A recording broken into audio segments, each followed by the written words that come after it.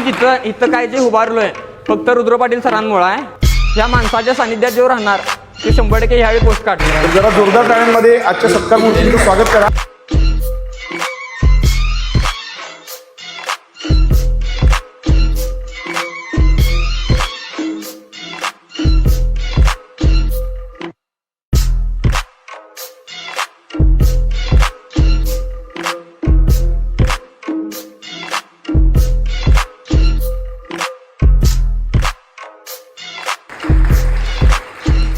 आणि आज जे काय आहे ते फक्त रुद्र पाटील सरांमुळे आहे.